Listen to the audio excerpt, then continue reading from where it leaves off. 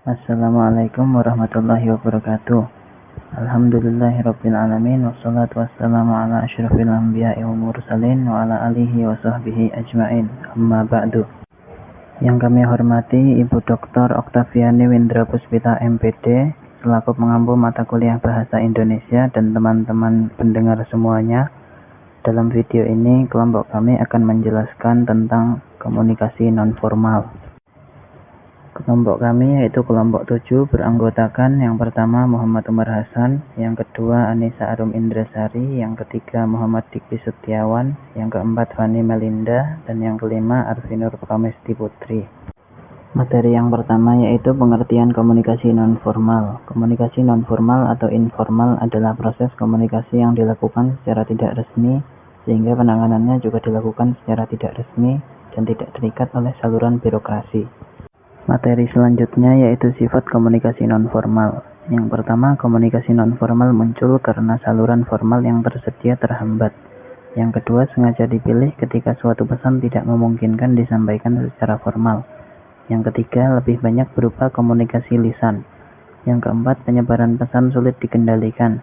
Dan yang kelima, kadang-kadang sengaja dipilih untuk menentang kekakuan birokrasi. Demikian pembacaan materi dari saya, akan dilanjutkan oleh Mbak Anissa Arum Indrasari. Di sini saya akan menjelaskan tentang isi komunikasi nonformal. Komunikasi informal ini dapat ditemui ketika beberapa individu menyampaikan informasi atau pesan berupa isu, gosip, atau bahkan rumor-rumor yang beredar. Sehingga dapat dikatakan bahwa komunikasi informal ini merupakan suatu proses komunikasi yang masih belum jelas atau tepat kebenarannya, karena belum ada sumber yang terpercaya. Dengan kata lain, ketika kita hendak menyampaikan pesan dari suatu komunikasi informal, setidaknya menyaring benar dan tetap berhati-hati dalam menyampaikan maupun menerimanya. Komunikan atau komunikator yang baik adalah komunikan atau komunikator yang mampu menyikapi pesan atau informasi dengan kepala dingin dan pikiran yang positif. Demikian materi yang saya dapat sampaikan. Saya kembalikan ke moderator. Di sini saya akan menjelaskan tentang faktor komunikasi nonformal. Faktor yang menyebabkan komunikasi informal ini muncul yaitu diantaranya 1. Pemuasan kebutuhan manusia. 2. Perlawanan terhadap pengaruh yang kaku dan membosankan juga monoton. 3. Keinginan untuk mempengaruhi orang lain. 4. Sumber informasi sebagai tali pererat hubungan dalam suatu pekerjaan dan organisasi. Proses komunikasi nonformal. 1. Akan ada beberapa pesan yang diantaranya pesan 1, pesan 1A, dan pesan 1B dari berbagai sumber yang diterima oleh komunikan. 2. Komunikan tersebut beralih menjadi komunikator karena berubah fungsi dengan menyebarkan dan menyampaikan informasi atau pesan 1 tersebut. Pesan 1 pun berubah menjadi pesan 1C karena adanya variasi pesan yang ia terima. Komunikan tersebut menyebarkan pesan 1C ke komunikan lain, namun terdapat pesan 1 lainnya, yaitu pesan 1D. 4. Hingga terdapat 2 golongan, yaitu komunikan pesan 1C dan pesan 1D, dan komunikan murni pesan 1C. Demikian materi yang dapat saya sampaikan. Materi selanjutnya akan dibacakan oleh Fani Melinda.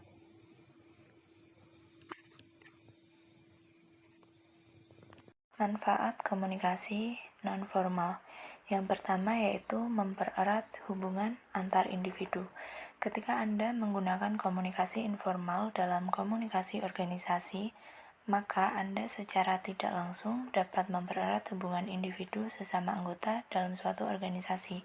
Karena komunikasi informal ini sifatnya santai dan juga ringan. Yang kedua, mencairkan suasana.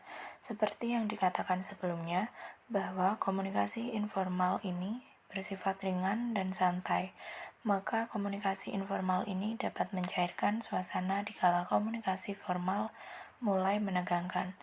Yang ketiga, yaitu jembatan komunikasi formal. Anda perlu mempelajari komunikasi informal ini sebagai intermezzo, Sama halnya dengan mencairkan suasana, bahwa komunikasi informal ini dapat dijadikan pembuka sebelum menuju ke obrolan yang sifatnya lebih serius, agar tidak terlalu tegang dalam suatu obrolan. Yang keempat yaitu lobbying. Anda mempelajari komunikasi informal ini dapat membawa Anda ke lobbying. Dengan kata lain, Anda akan bisa melakukan negosiasi dengan bahasa yang ringan dalam komunikasi informal. Ada kalanya komunikasi informal ini digunakan ketika kita berbicara dengan atasan kita. Namun, ada kalanya tidak sering juga kita menggunakan komunikasi informal ini dengan tetap menjaga kehormatan atasan kita saat di depan publik. Maka kita harus pandai bersikap dalam berkomunikasi. Jangan sampai kita kebablasan menggunakan komunikasi informal yang tidak tepat waktunya. Struktur komunikasi nonformal. Di dalam komunikasi informal, pada umumnya tidak memperdulikan struktur pesan atau informasi yang disampaikan. Bahkan ada yang beranggapan bahwa komunikasi informal ini bergerak secara bebas tanpa adanya hierarki dan aturan yang berlaku. Maka dari itu, komunikasi informal ini digunakan dalam situasi yang tidak resmi atau dalam keadaan yang penting atau urgent. Peranan komunikasi nonformal. Fungsi dari komunikasi informal sendiri adalah menjalin hubungan sosial, kekerabatan, dan persaudaraan dalam suatu kelompok informal. Walaupun komunikasi informal ini dikategorikan sebagai pesan rumor atau pesan yang masih belum jelas sumbernya, namun komunikasi informal ini dapat berfungsi pada kebutuhan sosial. Karena dengan adanya komunikasi informal mampu mengatasi kebosanan karena adanya komunikasi yang formal dan terkesan kaku. Selanjutnya yaitu contoh percakapan non-formal. Hai teman-teman, bagaimana liburan panjang kalian kemarin? Aku tidak pergi kemana-mana dan hanya diam di rumah. Itu sangat membosankan. Itu memang benar-benar membosankan. Aku awalnya juga diam di rumah, tapi ibuku mengajakku berkebun. Aku menanam banyak bunga cantik dan harum. Ngomong-ngomong, bagaimana liburanmu kemarin, Diki dan Umar? Aku kemarin mengunjungi pantai di Bali. Itu luar biasa. Lalu bagaimana menurutmu di sana? Suasananya sungguh menyenangkan. Pantainya sangat indah. Bermain air di sana sungguh pengalaman yang sangat seru. Itu benar sekali. Aku kemarin juga berlibur ke beberapa pantai di Yogyakarta. Pantainya sungguh memanjakan mata. Aku juga melihat matahari terbit dan terbenam di sana. Tahun depan, sepertinya aku juga ingin mengunjungi pantai di Yogyakarta. Itu luar biasa. Tahun depan aku juga akan berlibur ke pantai. Apakah mempunyai rekomendasi yang bagus? Kamu bisa mendatangi pantai di Bali atau di Yogyakarta, seperti aku dan Umar. Di Yogyakarta banyak sekali pantai yang bisa kamu datangi. Semuanya indah, sehingga sepertinya kamu tidak bisa melewatkannya. Hahaha. Kalian benar-benar membuatku iri. Kemarin aku hanya berlibur ke tempat wisata sekitar sini saja.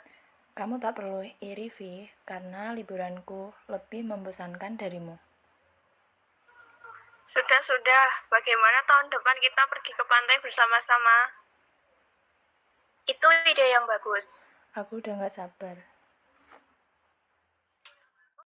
Demikian tadi presentasi dari kelompok kami. Kurang lebihnya kami mohon maaf. Wassalamualaikum warahmatullahi wabarakatuh.